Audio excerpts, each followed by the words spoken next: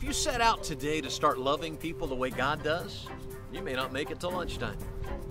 Every now and then, Hollywood puts out a movie that shows some poor guy who gets handed God's job and it quickly wears him out. Everybody's needing something, wanting something, needing rescued.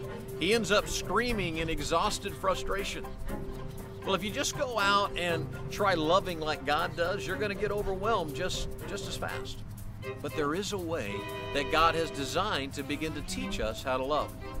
Now, what I'm about to tell you is true no matter what subject we're talking about here at Journey.net 2.0. Are you ready? God will give you everything He expects you to give to others.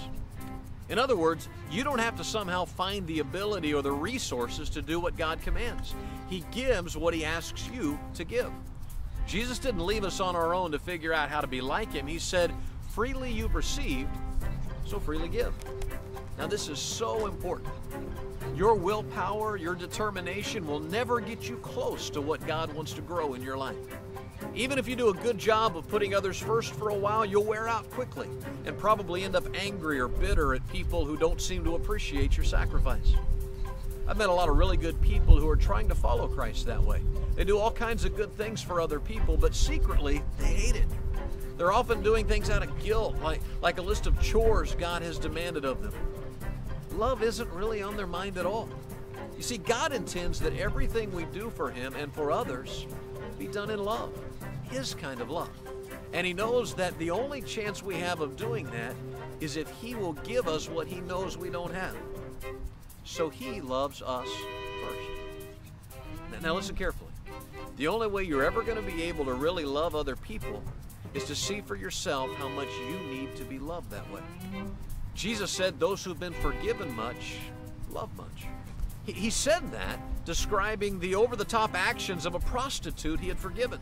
She was pouring extremely expensive perfume on His feet and weeping. In fact, even Jesus' disciples were uncomfortable with her emotional display.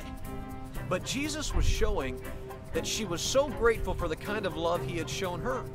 He forgave her sin, and He could do that because in a few months He would die for her sin. Her response was to love Him intensely, to probably pour everything she had on His feet. Now, if she was supposed to do that, read in a book somewhere that you have to sell everything you have and buy some expensive perfume and pour it on Jesus, well, if she had to do that, she would probably resent such a price and be scared about her future and maybe end up a bit angry at God. But instead, this passionate display flowed out of her true understanding of how Jesus had given her what she so desperately needed. I want you to take some time today to think about your own need of love and be honest about it.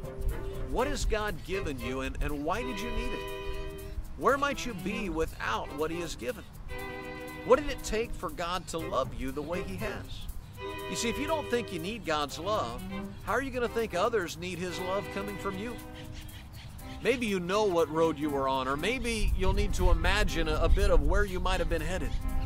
Maybe there's plenty of evidence of the damage your life has done, or maybe you need to just speculate of how your selfishness could have hurt others. Honestly, if you think you're a pretty good person, or at least better than most, you may have the hardest time learning to love like God does.